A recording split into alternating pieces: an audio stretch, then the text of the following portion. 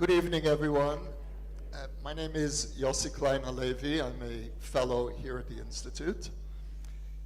And tonight we're going to be discussing the settlements, the future of the settlements. And this year is not only the 50th anniversary of the reunification of Jerusalem, but it is the 50th anniversary of the founding of the settlement movement, of the first settlement. The first settlement was founded just before Rosh Hashanah 1967, 3 months after the war. And it was founded on the site of a destroyed kibbutz, Kfar Etzion, that had been destroyed on the literal eve of the founding of the state, May 13th, 1948. And its defenders were massacred, and this was one of the great traumas of the new state of Israel. And so immediately after the Six-Day War, a group of the children of Kfar Etzion, who had been evacuated a few months before the kibbutz fell, approached Prime Minister Levi Eshkol and asked for permission to return. And the way that they put it in the meeting with Eshkol was, we would like to go back to Kfar Etzion and pray. And Eshkol, who preferred to speak Yiddish rather than Hebrew whenever he could, said, "Nu kinderlach, children, if you want to go pray, go pray." That is how the first settlement was founded. There was no cabinet meeting, and there was consensus from left to center to right. Everyone in the country in September 1967, virtually everyone, saw the reestablishment of Kfar Etzion as an act of historic justice. 6 months later, Pesach 1968, a group posing as Swiss tourists coming to Hebron for the holiday booked an Arab hotel in Hebron, and when the holiday was over, announced that they were coming to reestablish the Jewish community of Hebron, which had been destroyed in a pogrom in 1929. Now, I mention this history because the first two settlements that are established after the Six-Day War are actually not new communities, but communities that had been destroyed within the living memory of many Israelis. And as a result of that, the settlement movement, at least initially, and certainly in the case of Kfar Etzion, enjoyed far more consensus, perhaps, than one would say today, certainly in parts of the Jewish world. The fact that the settlement movement began not only as a form of longing for the biblical lands, but as a conscious attempt to recreate destroyed communities, modern destroyed Jewish communities, gave the movement an urgency and a legitimacy which really, I think, helps explain the origins of the movement. Now, we have with us today our two panelists, both of them leading advocates in the Israeli discourse and internationally as well for the settlement movement. Both come from the area between Kfar Etzion and Hebron. Oded Revivi is the mayor of Efrat. How many terms? Second term. Under his term, Efrat has grown by 60% population growth.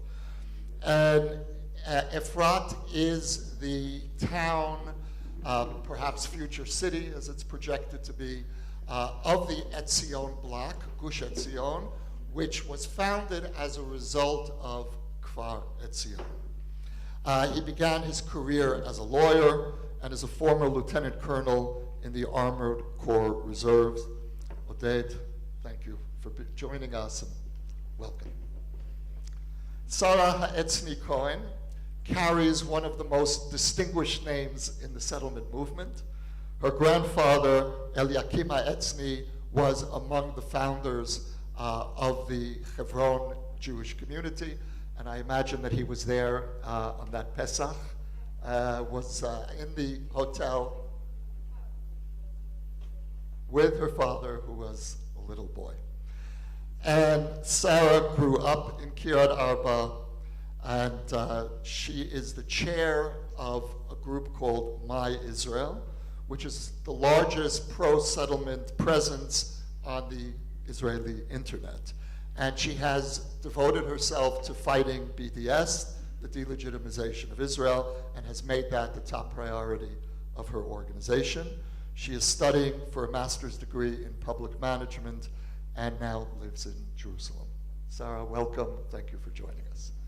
So we're going to turn the floor over to our two panelists, each of whom will speak for about 20 minutes. And I would ask you both to begin with some personal reflections of what the settlement movement means for your life, and then perhaps to segue into the broader issues. Oded? So, good evening. It's extremely exciting to see such a big crowd at such a late time in the evening, and to see you all wide awake and extremely interested in maybe what I have to say. I hope I'll talk about things which are of interest for you, and if you think that I'm starting to bore you, so just shout out the question and give me a hint to where you want me to go.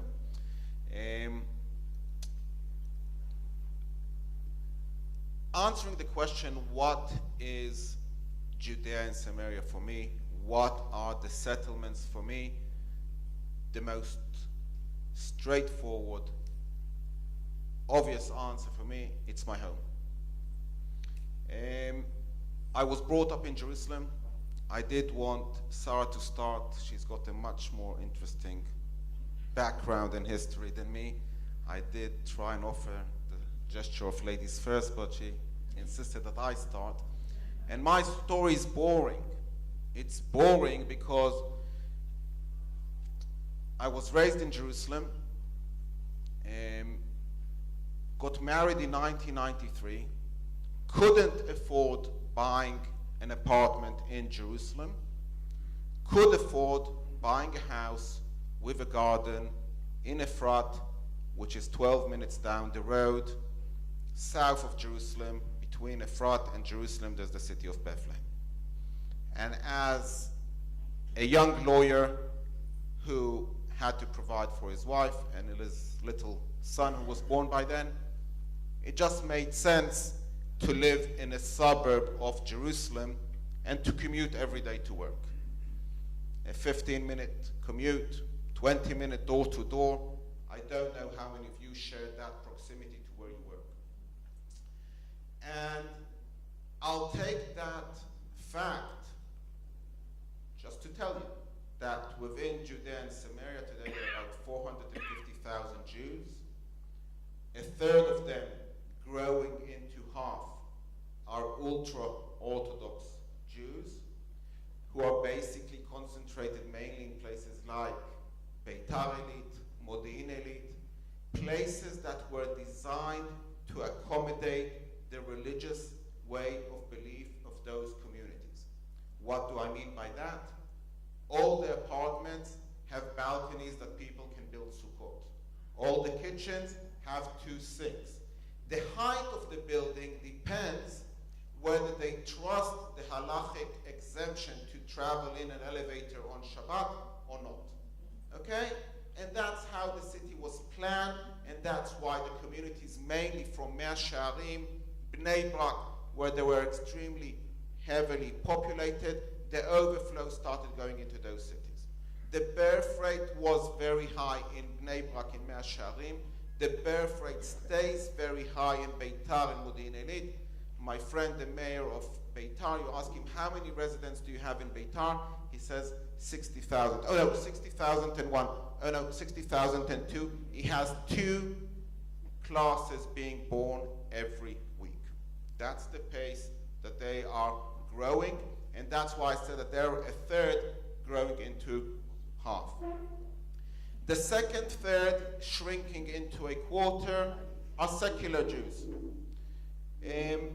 mainly concentrated in places like Ma'ale Adumim, Ariel, some of the small places, Bet Aryeh, Oranit, Har Adar, really bordering the Green Line.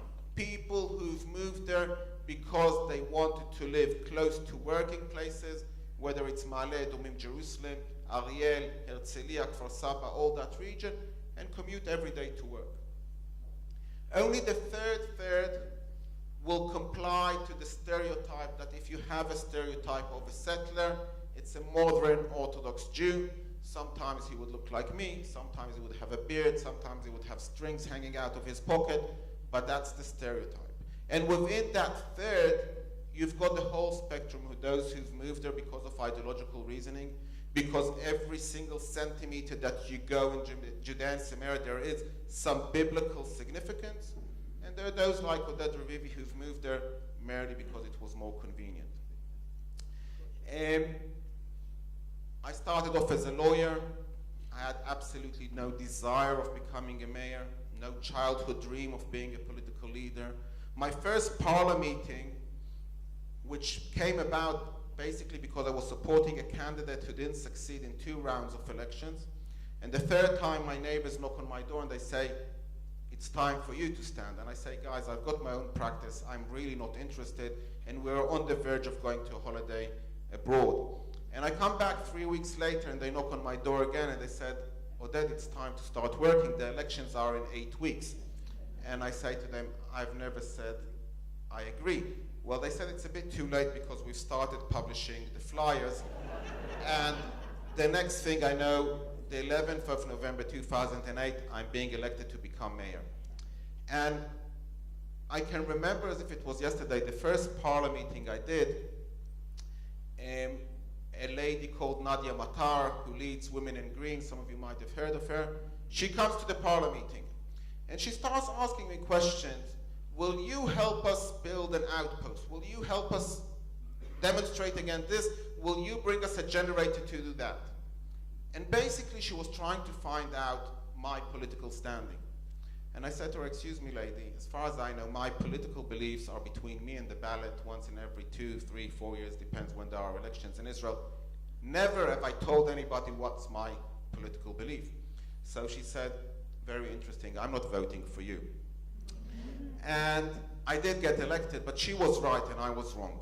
Because the first day I sit on the chair of the mayor, I start having people knocking on my door, whether it's groups from around the world, whether it's international media. What do you say about this? What do you say about that? And I need to start formalizing my political identity with what I go out to the world. At the moment, I'm also holding the position of the Chief Foreign Envoy of the Yesha Council, the Judea and Samaria Council, an umbrella organization which governs all the towns and cities.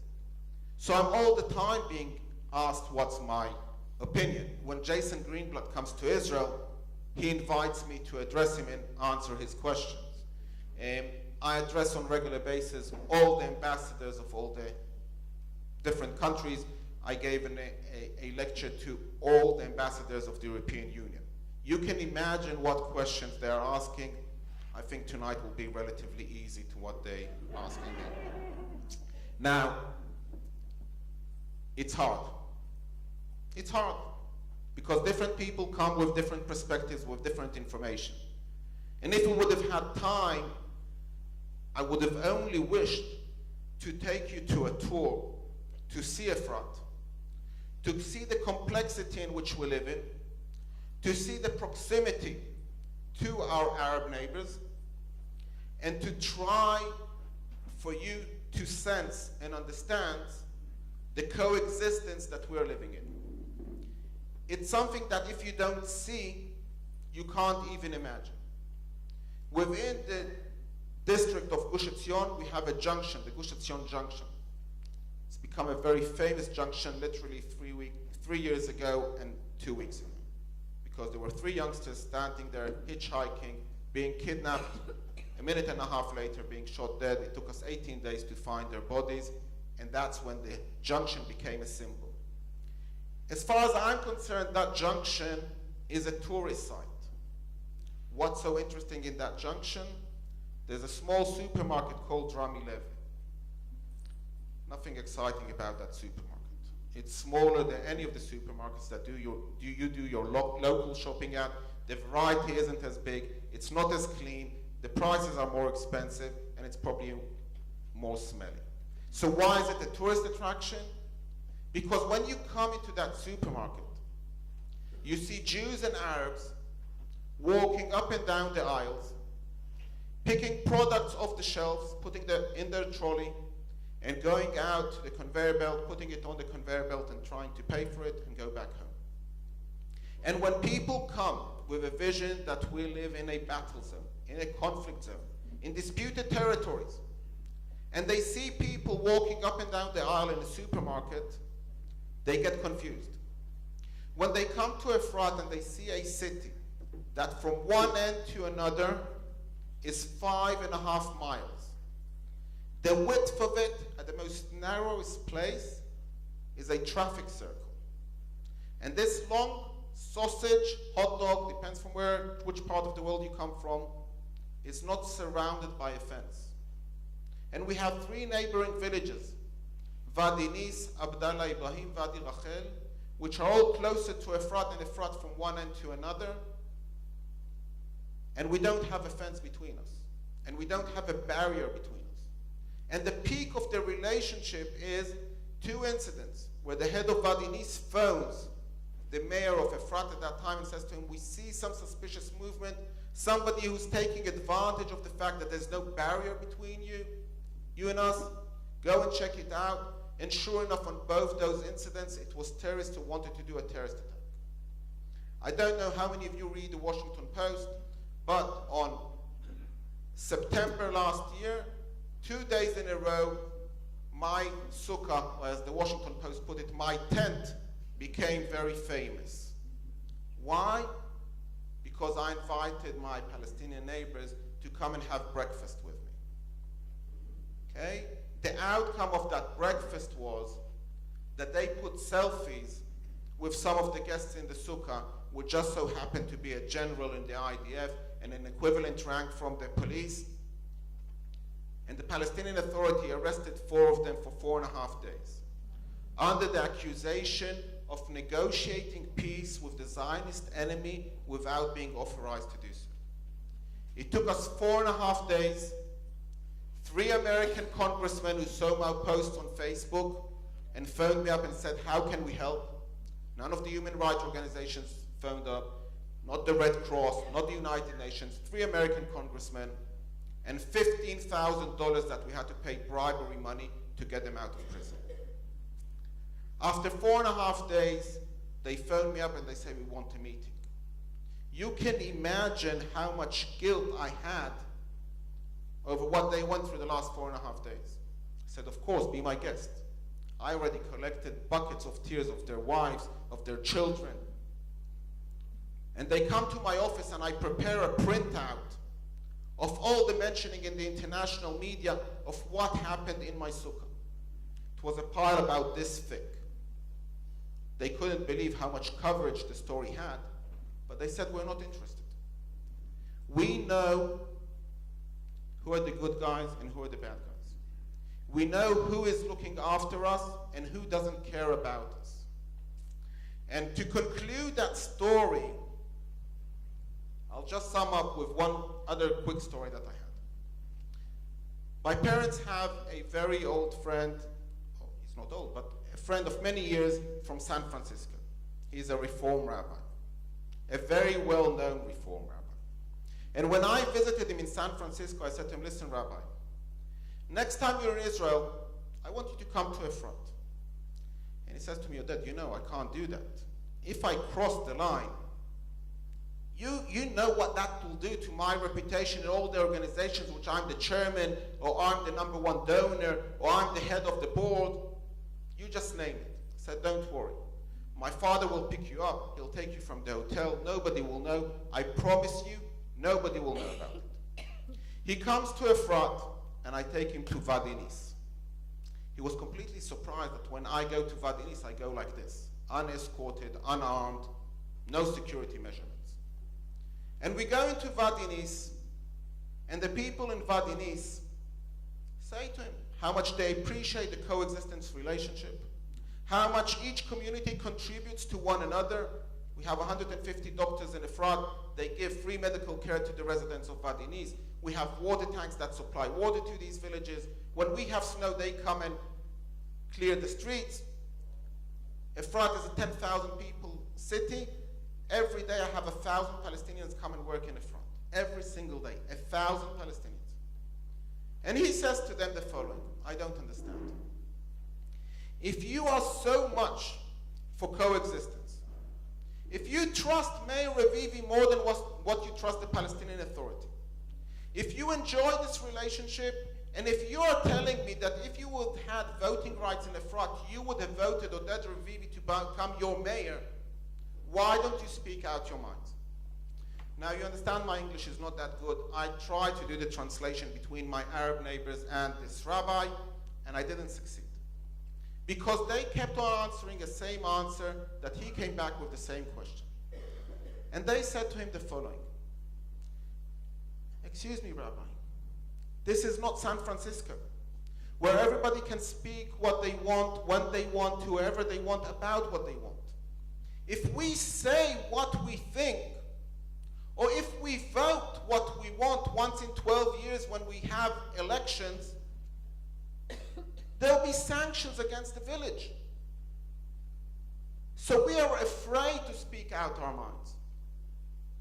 And if you want to understand, as far as I'm concerned, what's the tragedy of the conflict? The tragedy of the conflict is that there are leaders who are not listening to the best interest of their people.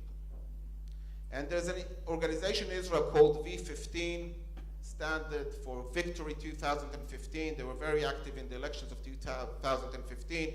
Afterwards, during the elections in the United States, there was an accusation the State Department actually even funded the organization. And they had two agendas in the charter. Number one, they called for a two-state solution. And number two, they were against Prime Minister Netanyahu. After they became L15, they phoned me up because they lost, yeah? So they phoned me up and they say, Oded, listen, we've lost. We want to come for a visit.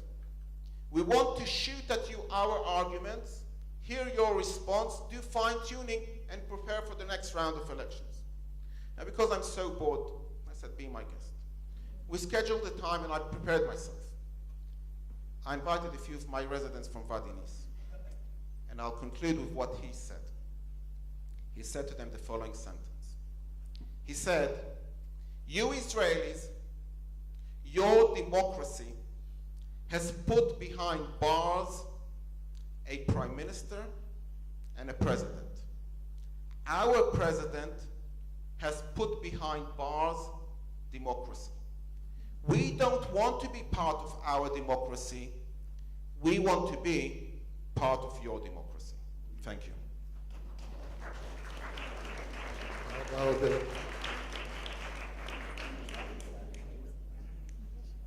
Thank you. Thank you for having me.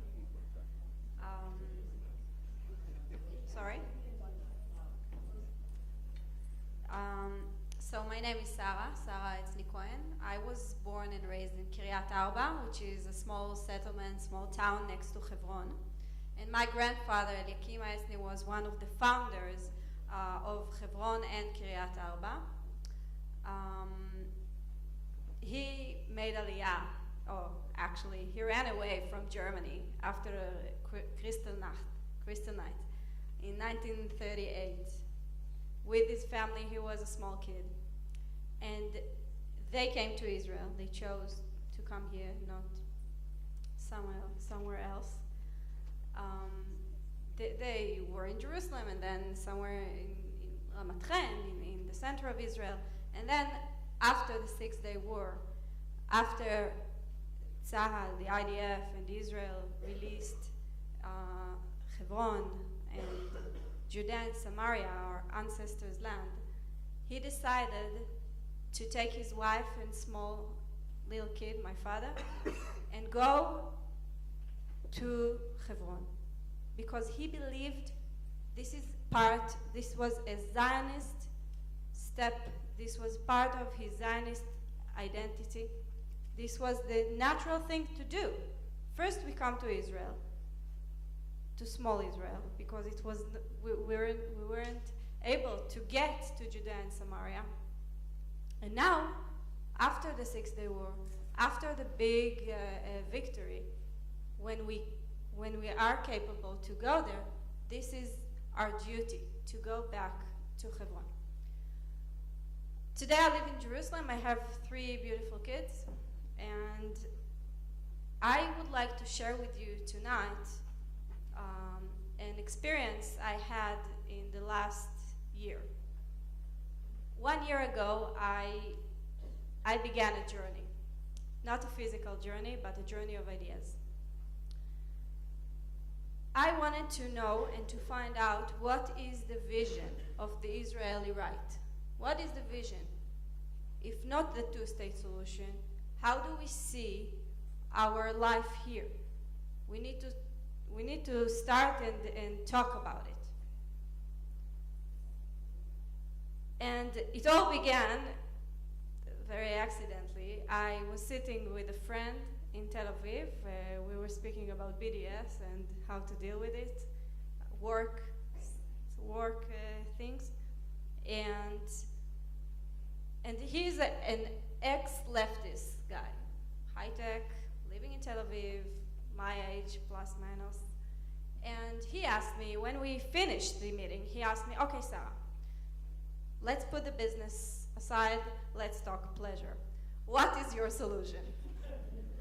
I understand that the two-state solution in its original pattern is that if one believes in the original pattern of the two-state solution, when he looks around us in what happened in the last, few years, the Arab Spring, if one still believes in it, so he's a dreamer. And I also don't want to annex and give all the approximately 1.7 million to, nobody really knows how many Arabs live in Judea and Samaria, to 2.3 million. I don't want to give them citizenship, all of them. So what is your solution? He also said, I also believe that 2005, the disengagement from Gaza and northern Samaria blasted in our faces. And I don't think we need to withdraw one-sided. And I started to stutter, and it was very embarrassing for me because I grew up in this environment. I'm supposed to have the answers. And if I don't have the answers, so too bad. But when I started to ask people and to talk with people, I found out that this is not only Sarah's problem, this is a bigger problem. And there's a vacuum, and there is no vacuum, as you probably know, in nature. In order to lead, I understood that in order to lead this country, if I believe that we need that the Israeli right or the national movement supposed to lead this country, we also need to provide roadmap and to provide some solutions, and not only say what we oppose. We oppose the two-state solutions. Okay, what's next?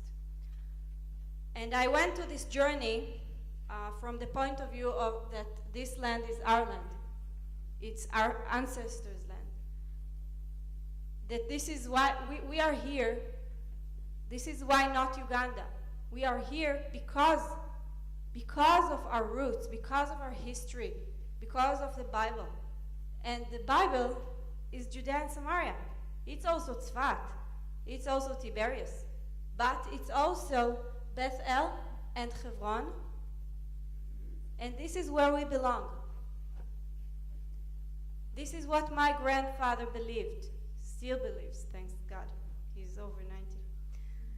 And we don't have to provide, and we don't have to talk about the new Middle East like Shimon Peres Zichrono Livracha did. We don't have to talk about ideal solutions, but we do need to offer some fundamental and complex answers to very fundamental issues as demography, human rights, civil rights, security, Jerusalem, international aspect, and different other issues. And I went and interviewed around 10 people, people who has ideas, who knows, who has a vision, including my own grandfather. And I asked them, and I put all the interviews in Makor Rishon newspaper, and also there was also a big article in Haaretz. I was in my ninth month of my pregnancy. It was really challenging. And when I began this journey, I had a few guidelines and a few conditions I put. The first one is that Israel needs a new direction because the two-state solution is dead. It's dead. It's not relevant. It's dangerous, both ideologically and secure in terms of security. But moreover, it's not practical. Outside the blocks, the settlement blocks, that nobody really knows what's included in these blocks, there are around 150,000 Jews. That's a lot of people. In the disengagement, we uprooted around 10,000 people from their own home. We took the dead from the land and we reburied them. 10,000. It was a big thing. It was a big crisis. A few months ago, the Israeli government moved a small settlement called Amona from the Benjamin Hills. How many people were there? Around 40 families, 200 people, plus minus. It was a huge crisis. A huge crisis. The coalition almost fell. We are talking about 150,000 people. This is not practical and this is not moral to uproot them from their own homes. They were born there. I was born there. My parents still live there. My second condition, not condition, more guideline, was that there is no impossible solution, because the two-state solution was talked for already for around 40 years as the only solution on the table. And at the beginning, 40 years ago, it sounded impossible. There was a law against meeting the PLO leaders, an Israeli law. Today, that's the mainstream.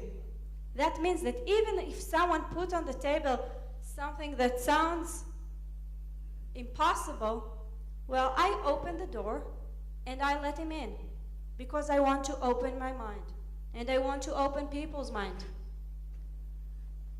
The only solution being talked for the last 40 years is the two-state solution. And actually, the only solution that was that failed, we tried over and over again, is the two-state solution. We tried it already in 1937 in the Field Committee. We tried it, and the Israelis said yes, the Jews said yes, the Arabs said no. 1947, sorry. Again, the Jews said yes, the Arabs said no. They had a country in their hands, and they didn't want to take it because they want us back to Europe. PLO, the Palestinian Liberation Organization, was founded in 1964, 3 years before what we all know as occupation. So it's not the issue. It's not the issue. There's a new movie. I recommend you all to see it. A new movie, I don't remember the name. No, sorry. The guy who did it is called Nir Bar'am. He's not left-wing, he's far more there. I mean, he's anti-Zionist or post-Zionist long ago. Nir Bar'am is the land beyond the mountains. That's how it's called. I don't know, there's a book, Nir Bar'am, Google it. It's a new movie. I was interviewed to this movie as well. And he went and asked, mostly Arabs, but also settlers, and he asked, and he wanted to get the feeling from them. And most of them, actually all of them, they didn't talk about the 67 borders. They don't want it.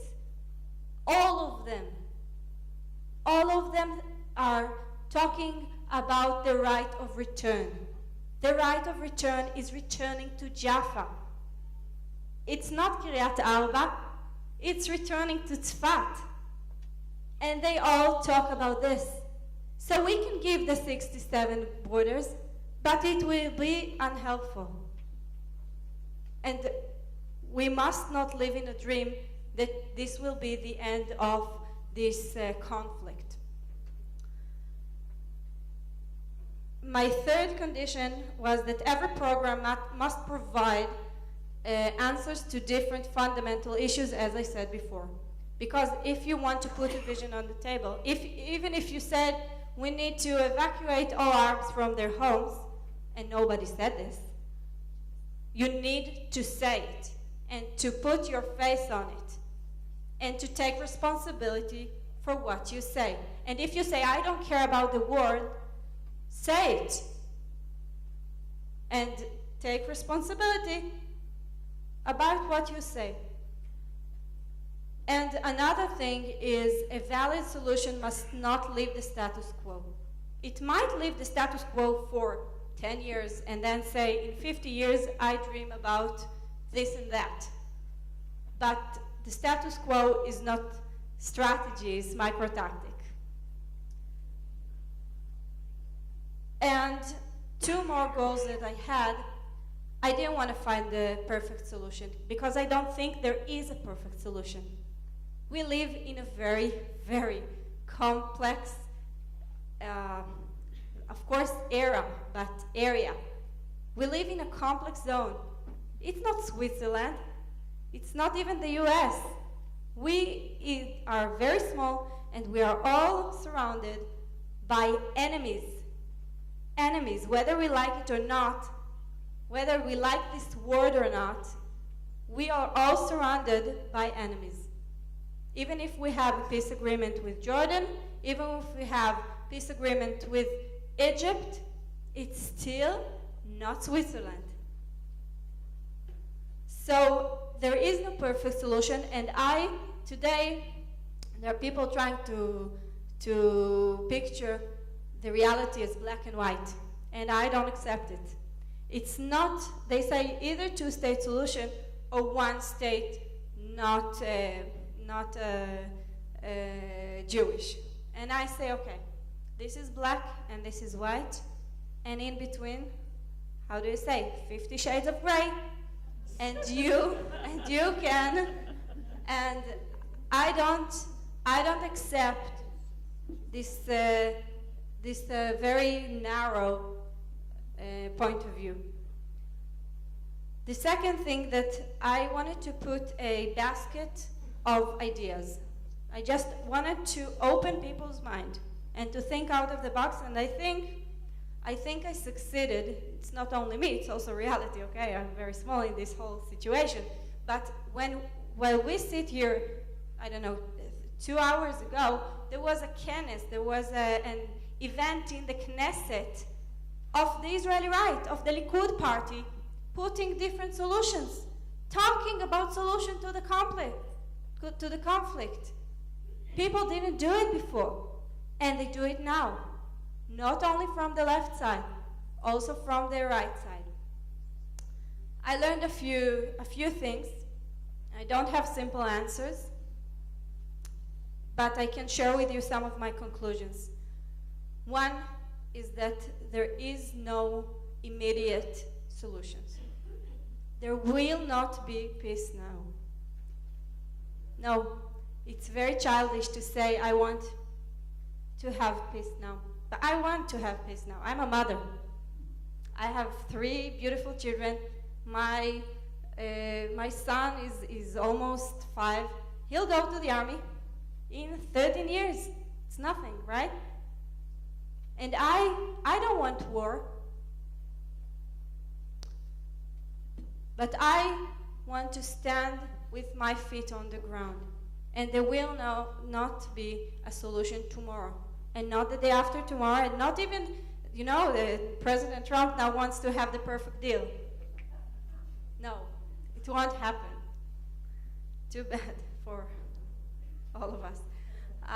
And my second conclusion, and that we don't need an holistic program. We don't need it. It's a mistake. We can put some principles, guidelines. We don't need to put a perfect, holistic program. Now, when I interviewed people, there are a few groups of different views. Some say, let's annex all Judea and Samaria and give citizenship to all Palestinians. And some say, some of them are politicians in the Knesset today, say, no, we need to annex some of Judea and Samaria and give autonomy and improve life. And some speak about regional solution. Not now, because there's a storm around us. It's very convenient here in the room, but there's a storm outside of here, and we can't do nothing now. We need to stay still. The third thing, and this is a very good point that I found out, that everyone, all right-wing, talked about improving life of the individual. As you said, everyone, nobody wants to see people suffering. Nobody likes the checkpoints. If we can reduce a checkpoint by building a bridge or a tunnel without being a terror tunnel, so we can do it. And it's worth the money, it's worth the international money, it's worth it's worth it. Because the simple person, the simple individual doesn't need to suffer. We need to build more industrial areas. When people work together and eat lunch together, there are some in Barkan, in Samaria, here next to Ma'ale Adumim, people are working together from Arab villages and from settlements. And surprise, they're not stabbing each other and not eating each other for lunch. They're eating together. And my fourth point is that most of the programs that I heard were one-sided. Nobody believes we have a partner today. Nobody, not even from left. Listen carefully to what they say. They say, we will, if we can't talk with them, we will withdraw one-sided, like we did in Gaza, and then in 10 years we will, when the Palestinian leadership is changed, we will talk to them. Right, in 10 years. So what we can do, the dialogue is missing today. The dialogue with the people. When I was, before the Oslo agreements, my grandfather is a lawyer and he had clients from Hebron. Today and after the Oslo agreements, he has no one. Only fences, only borders. We need to talk to the people. I don't know how, but we must do it. And that's it. At the end of the day, I don't have simple answers, but I do have some principles, and I believe in them. And I believe that for complex reality, you must give complex answers and not run for the simple paradigms. Thank you.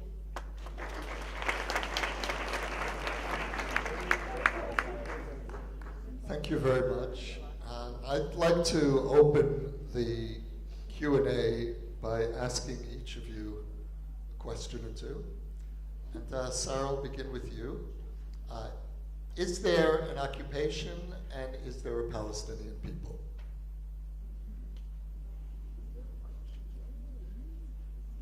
I'm not the one to say if there is a Palestinian people or not. If they see themselves as Palestinians, who am I? I mean, that's self-determination. But it's important to know history. And it's important to know that my grandmother had a Palestinian passport because she was born 10 generations here in Israel. Because Palestine was the coin. Because Palestine was here. And it wasn't Arabs, it wasn't Jews. It was never a country, a state, never. We didn't conquer it, we didn't occupy a country, a state, a sovereign state. No. So it's okay that their self-determination is Palestinians, but not on my, how do you say? לא על חשבוני. On my account. And about occupation, as I said before, we didn't occupy the occupation of 1948, the Jordanian occupation was illegal. And the Arab nations never accepted it. Never. The Arab League never accepted the Jordanian occupation. We didn't occupy a state. We occupied land. And the people who were there, now tell me, it's not a challenge? It's a challenge. It's a huge challenge. But it's not the Western picture, as we all know, as occupation and liberation. Oded, you paint an inspiring picture of coexistence between Efrat and the villages that are your neighbors. But it's also based on a situation today of inequality, where we are citizens and they are not. Do you foresee a situation in which your neighbors will become Israeli citizens? I think if we go down the road of a one-state solution, in the world that we live in today, they will become residents of the State of Israel. Citizens of the State of Israel with equal rights. And if we would have had more time, then I would have explained to you thoroughly why, to sum up in titles, I agree with Sara that the two-state solution is way more complex than what people are trying to sell it, and why the one-state solution is also full of questions which are not being answered, and we are led by leaders from both sides who advocate for one of the two without really seeing how it's going to work out and what answers it's going to provide. Just in a nutshell, within the smaller state of Israel, 20% of the residents are Arabs who have equal rights, who vote their representatives to the Knesset. One of them had to resign 2 months ago because he was smuggling cell phones into prison cells where there were terrorists. And when they go and support a soccer team, they take a Palestinian flag and not Israeli flag because they feel that their nationality is more Palestinian than Israeli. It's something that I don't think you Americans would accept. In your democracy, we allow that in our soccer teams, in our soccer pitches, because we believe that that's how they express their freedom of speech. Now, the situation is complex, and that can be a situation if we're not leading to another solution. But the two-state solution was basically, as far as I understand, was tried the last time in 1993, and every day since then, we are going further away from that solution. When I quoted my Palestinian neighbor, you want to believe me, you don't want to believe me, it's your choice. But when they look what's happening in other Arab countries around, and when they see their situation in Judea and Samaria, they say, listen, we might be the safest Arabs in the world because the IDF is protecting us from the Islamic State. The reason that the Palestinian Authority is not willing to hold elections for the last 12 years is because they can't guarantee that their results won't bring Hamas in just like they did in Gaza. Now, there was recently a survey done in Gaza that only 50% of the residents of Gaza actually support Hamas, but they're too afraid to express their choice. So between giving them equal rights and between them understanding that their situation is today better off, that's where we are. And I'm not saying it's ideal. But I do say that the 1993 Oslo Accord was an attempt to build institutions that will give them voting rights, will have their own president, their own prime minister, their own judicial system, their own prison system, tax collecting system. And I don't know if you've had the chance of hearing Professor Shkaki, which is probably the only reliable server in the Palestinian Authority. He says that about 80% of them don't trust their leadership. It's complete corrupt. Now, I don't want to govern them.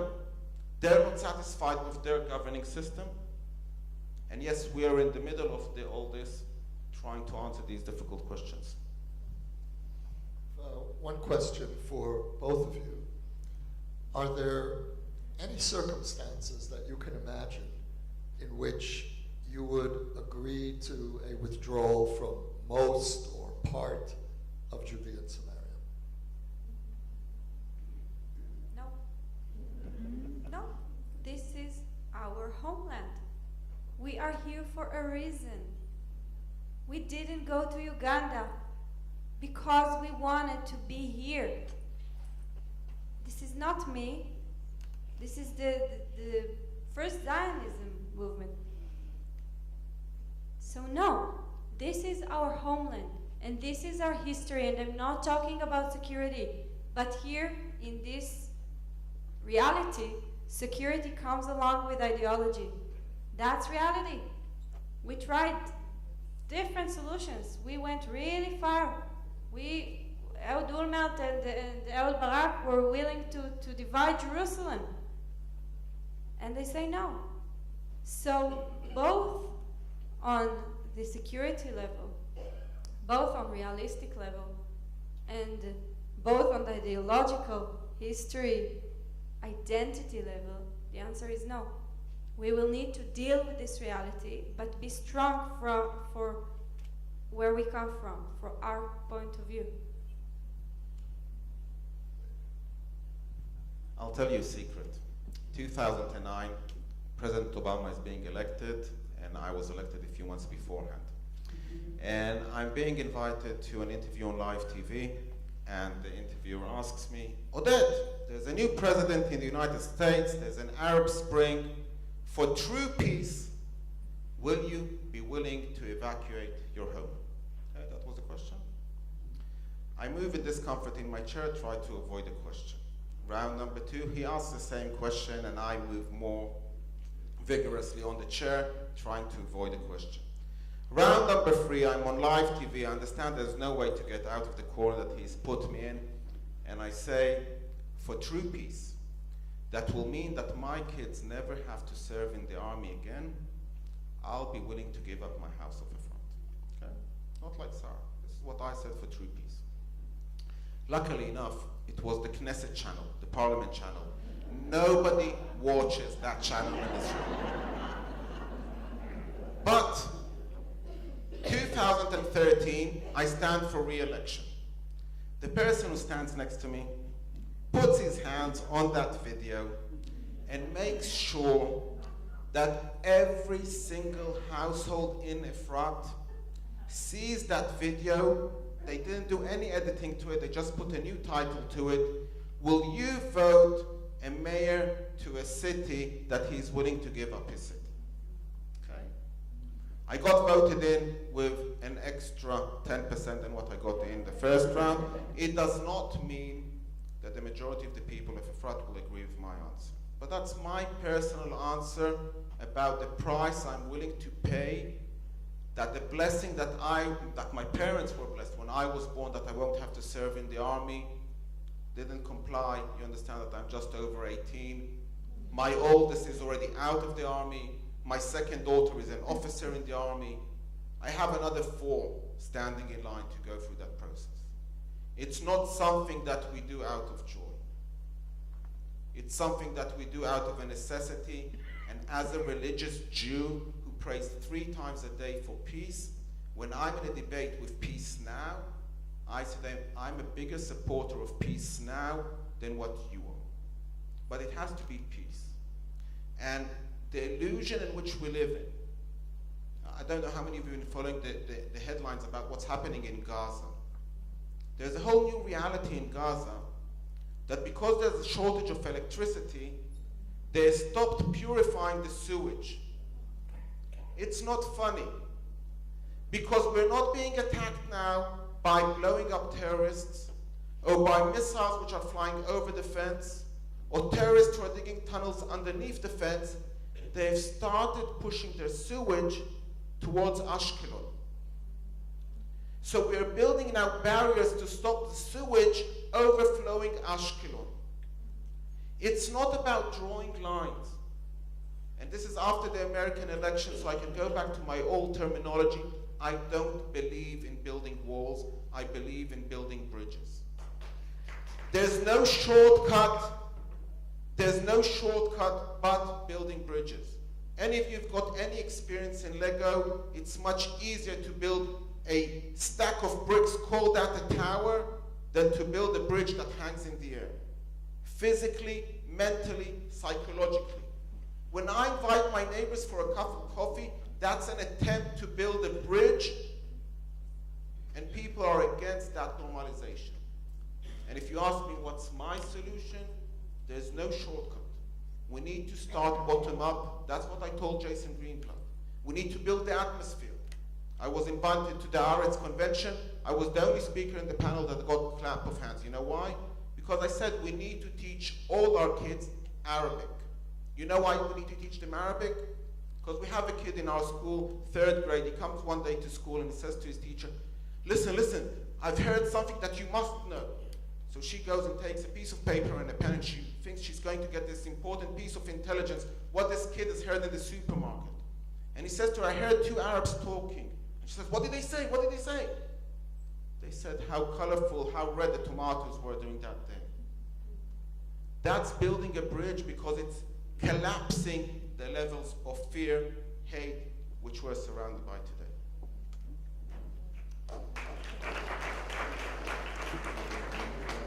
Might there be any questions?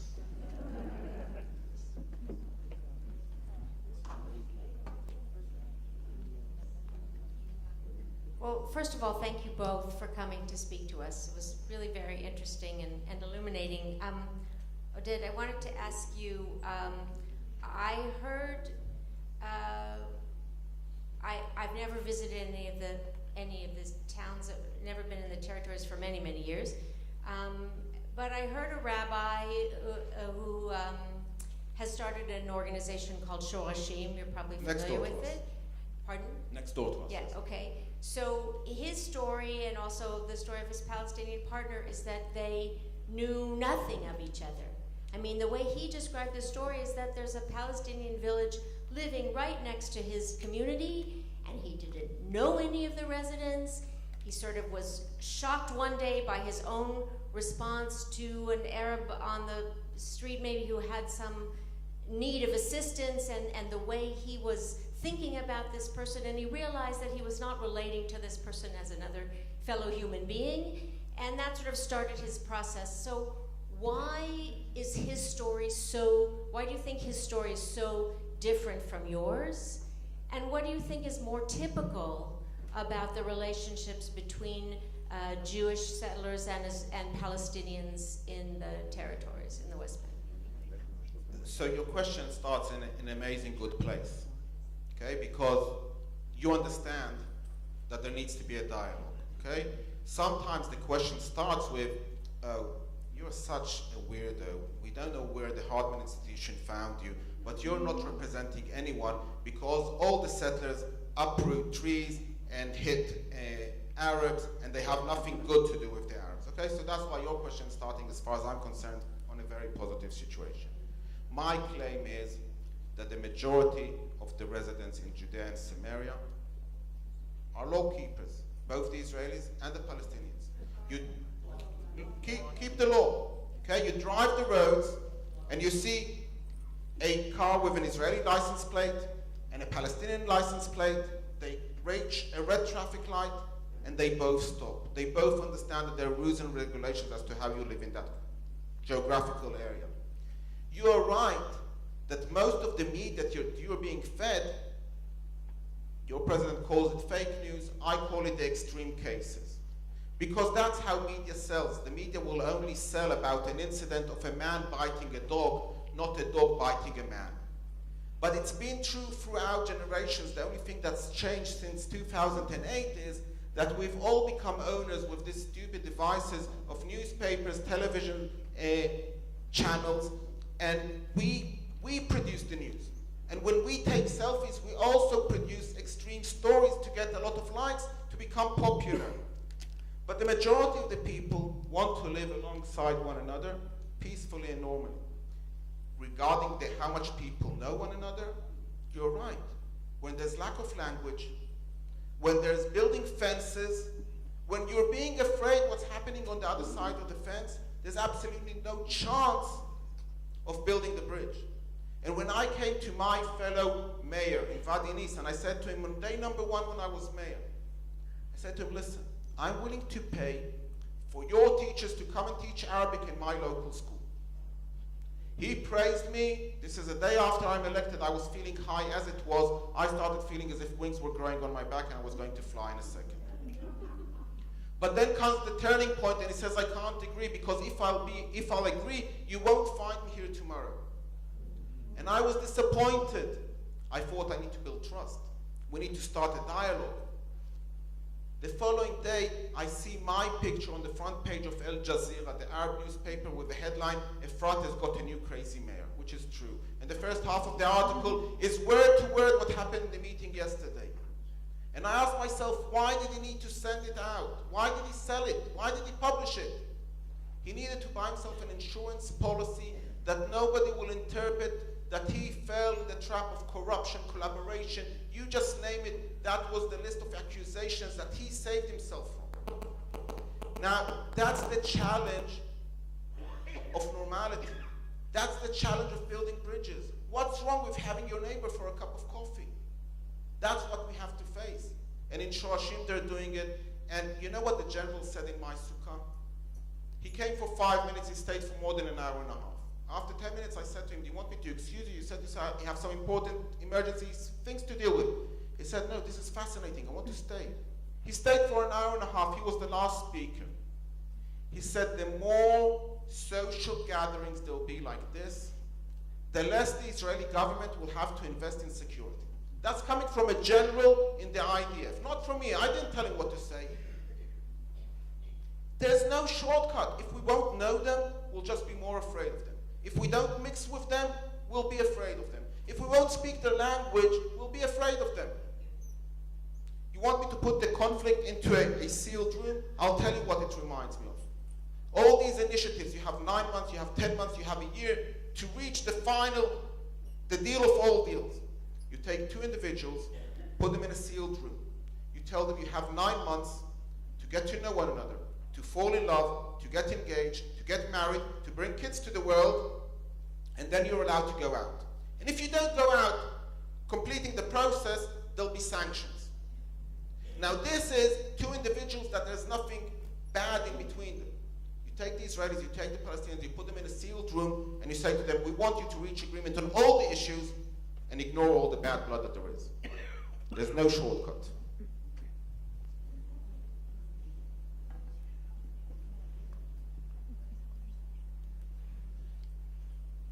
I wanted to ask Sara, you said that you didn't give up land on a treaty, you didn't leave Judea and Samaria.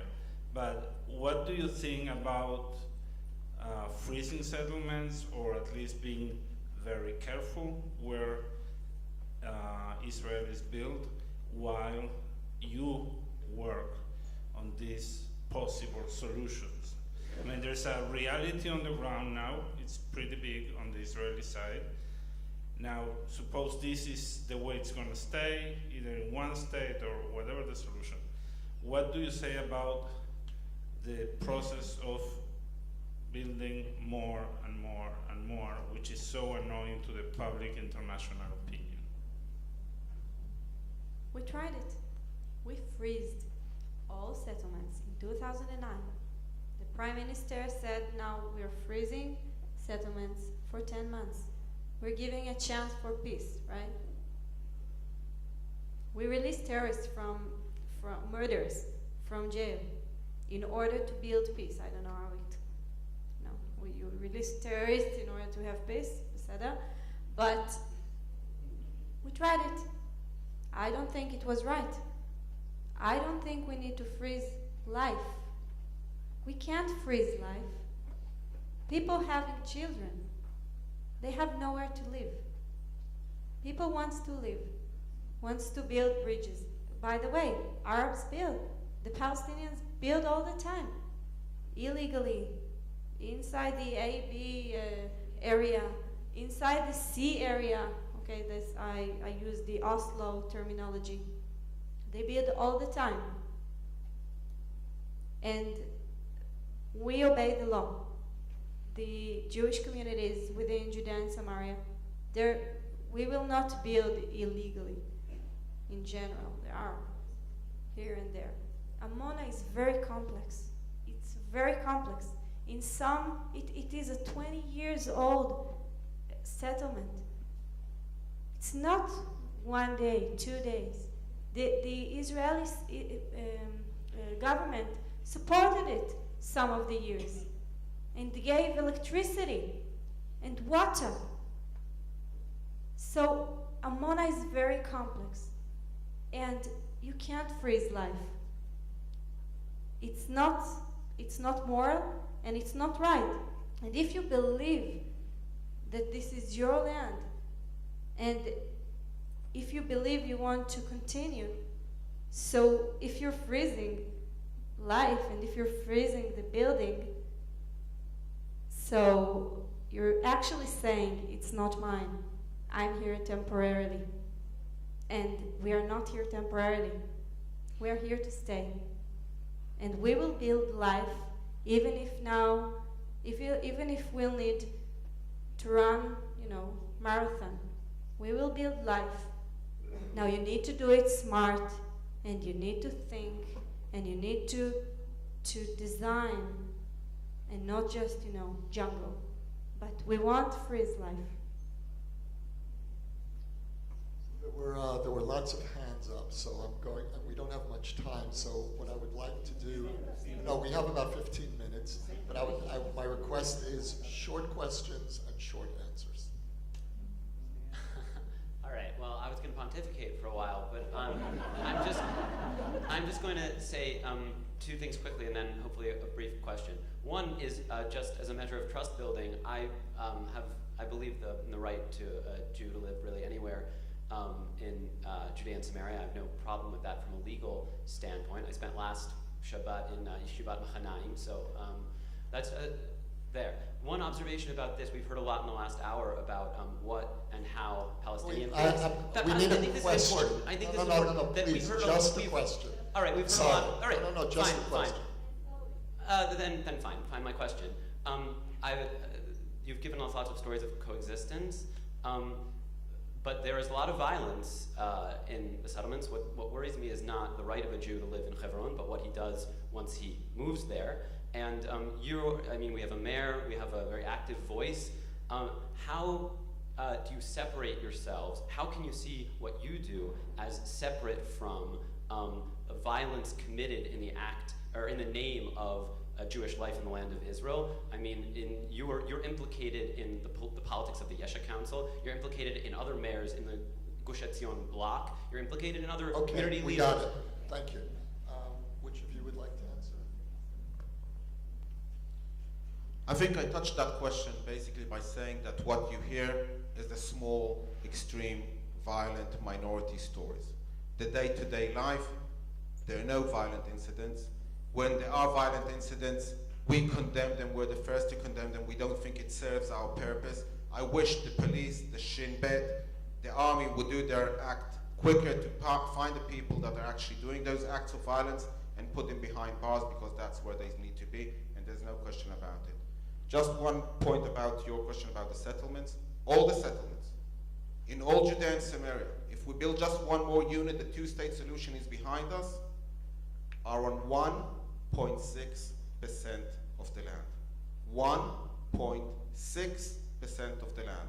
All the Arab cities amount to 20% of Judea and Samaria. Just put things in proportion and understand the facts. Just a point about Hebron. Just please let me, because I grew up there. And how many of you have been in a tour in Hebron? In a tour in Hebron. How many of you took the tour with one of the left groups of, I don't know, Breaking the Silence, Green Olive? It's my mission to share with you the Hebron reality. Because what you saw in Hebron, or what you see in the news, that's not reality. Because when someone takes you to Hebron to show you the horrible occupation, well, Hebron is not easy. It's not easy for me as well. And I'm Israeli and I grew up there. Hebron is walls and snipers and empty stores. But this is what they show you about Hebron. They want to show you this Hebron. This is not Hebron. This is 3% of the city of Hebron. Sarah, would you like to answer? Yes, and because he touched Hebron, and you said about violence of the settlers upon Palestinians, so this is 3%. 3% of the whole city of Hebron. In the 97% rest of percent, it's Yud Rhein. I can't go there because I won't be, probably, I don't know if I'll be alive. I'm not allowed to go there. And this reality they will never show you. So when you go on Hebron, please keep it in mind that you see 3% of reality. Yes, it's a hard reality. Yes, there's a reason and there's a story behind these empty stores. These empty Arab stores are empty because of terror. And Israel compensated the Arab guys that own these stores. They compensated by a lot of compensations. So there's a story. Sorry, specifically the question about the violence that does happen in the settlement movement and how you feel about being identified with that. And how do you I don't buy this thesis of violence in the settler movement. I don't buy it.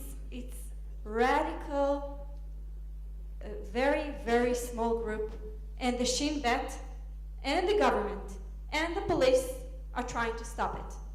And it happens. I won't tell you, we need to keep our youth. We need to take care of them. We need to put them behind bars if it's needed. But there is no violence of the settler movement. There is no violence. There are some incidents, but there are some, and they are minority. Don't look at the settler movement as violence. It's not.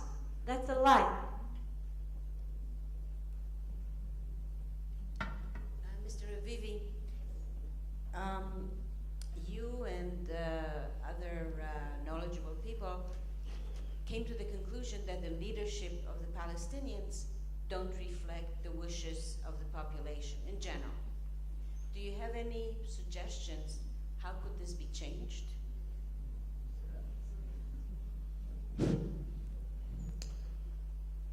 I have no desire in building a mechanism for them to rule themselves. That's not my job. I don't choose my neighbors, I don't choose my enemies. I try to build bridges. On Sunday I visited Vadinis because it was their festival. They were afraid of taking pictures of a delegation of 40 people that I headed coming to their village. We have dialogues. The person after me in the same room, on the same chair that I was sitting, was Jibril Rajoub. Okay? He's a Palestinian leader. That's the people that I mix with. And they're trying to mediate between us and to arrange a meeting with us. And he's got a lot of blood on his hands. And I have no choice, but I have to speak to him because he's the one who is heading those people. But what I did say about their leadership is that they're fed up with their leadership. That's why they're looking across on our leadership and they say, we prefer to join that force. And I can understand that because I see Arab newspapers and I see media in the Arab world and I see how their leaders treat them around the world. Sadly to say, I can understand them, but I have no desire in building the mechanism that they're doing to govern themselves. We just had a short question, a reasonably short answer, a model for the time that's left. So it sounds like because they would prefer to have our leadership than theirs, and because you're suggesting that we should not remove ourselves from the land, that the obvious outcome of that would be annexation. And my question for the two of you is, if we were to annex the territory, say that we have control over it, and the demographic realities lead to there being more Arabs than there are Jews, does this remain a democratic state, or are we okay with it not being a democratic state in order for it to remain Jewish? I can tell you as a kid, I lost hours of sleep being afraid that I'll wake up and we'll lose our Jewish majority. But I can tell you as a lawyer that I came to my secretary one day and I said to her, half our clients are liars. Because each side was presenting day or night. Each one of us hired an expert's opinion to back our argument, and poor judge on the bench needs to decide who is lying and who is telling the truth. We have today two approaches, one saying that the Jewish majority is safe forever because the birth rate of the Arab women is dropping, the birth rate of the Jewish women is rising, and there's no fear. And there are those who say it's just a matter of time, 10 years, 20 years, 30 years, they each time just extend the prediction. I don't gamble, I don't go to the casino. I hear them, I understand what they are asking for. There are no shortcuts. We need to sit around the table and see how we can live one alongside the other. We are here, they are here. It's not a matter about drawing lines, it's about creating a reality in which we can live one alongside the other and stop getting this attention of how are they living and how are they governing themselves and what do they do with their water issue and with their sewage issue. It's all those itemed issues that we need to agree on. The Oslo Accord was an attempt. It did not go well down the road. I never say no for a peace agreement, for a peace initiative, because I believe in peace. I pray for peace. And I wish that there will be peace tomorrow, but I'm also realistic and it might take a bit long time.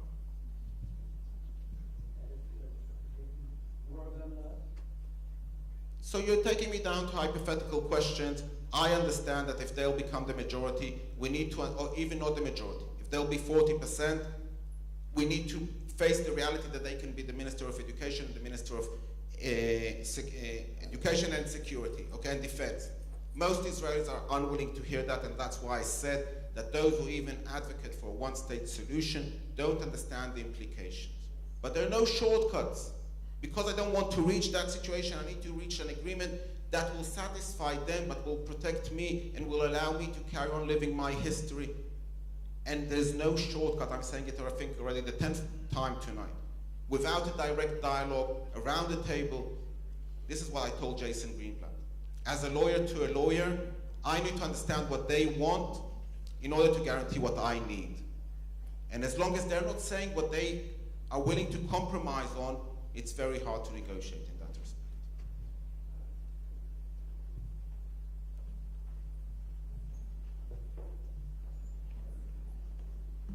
Short question, but first, thank you very much for coming. It's not easy to talk to us who are not educated and are bombarded with a lot of fake news, let's call it. So you've both talked about the importance of building bridges and taking small steps. And you both said very convincingly that a full solution is far away. Let's talk about small steps. is Yesha in favor of providing more water, more roads, more infrastructure to places like Rawabi? Are you in favor of providing electricity to reaching out to the international community to ask to pay the bills? For We're electricity? instructed to have short questions, so I got the question. I'll give you the answer. The answer is also short, yes. Okay, just understand how much it is, yes. When there's no electricity, when there's, but there are no simple answers. I'm the #1 person who is advocating for all the generals who are in charge of me and the ministers who are in charge of me to give more working permits to the Palestinians. Just understand, the Israeli government passed a resolution 4 weeks ago to bring 30,000 Chinese workers to the building industry to reduce property prices. You know what's the response in the Palestinian community? Has the Israeli government passed a resolution that we're splitting for a two-state solution and we didn't hear it? Because they're going to lose those 30,000 jobs. Now, when there's no electricity to Gaza because Abu Mazen decided to punish Hamas and it's an internal dispute between them, we're the sufferers because the sewage is now flowing into Ashkelon. And when I visited Wadi Nis and I told them, listen, it's going to solve itself because Egypt is going to provide the electricity. So what did they say to me? Why is Egypt interfering? Abu Mazen is finally ruling and he's punishing Hamas. So why are they interfering? So I have to govern them in their petty disputes as well. And I'm in the middle of all of it. But the answer to your question is yes. Because when they'll be happy, I'll be happy. My answer is also yes. But there's another important thing. And the international community needs to say yes as well, because when they now provide money to the Palestinian Authority, the reality now is Abu Mazen, the Palestinian president, living in a castle, actually castle in Ramallah, and his people living in poverty. And international aid is going to terror, to education of terror, and to corruption. So it's not only about Israel. Even Israel always said yes, always. It's also about the understanding of the international community. Thank you both. We live in a time where it is forbidden by the culture to draw stereotypes about whole groups. Sometimes I think that the one exception to that, where it is not just permitted but even mandatory to draw stereotypes, is the settlers. And tonight we heard two articulate advocates of the settlement movement, each coming from a very different perspective. We heard nuance, we heard disagreement, and I hope that what you'll take away from this conversation is that there is no such thing as the settlers. And this conversation is really just an inkling into a very rich and complicated conversation that happens every day in settlement circles and in the state of Israel. One sentence. If you think I've told you tales, lies, false information, if you have questions, because there were many hands here raised that you didn't have a chance to ask a question, you can look me up on Facebook, Twitter. I'm behind the keyboard. I'll be happy to carry on the dialogue on that platform. Thank you. Sarah?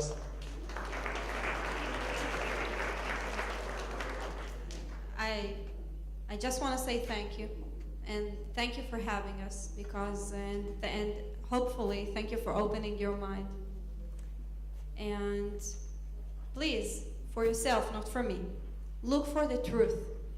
Try to look for the truth, not for the stigmas, not for the fake news, but look for the truth, for the complex reality. I'm also available on Facebook and Twitter, but look for the truth. Talk to people. Thank you both very much.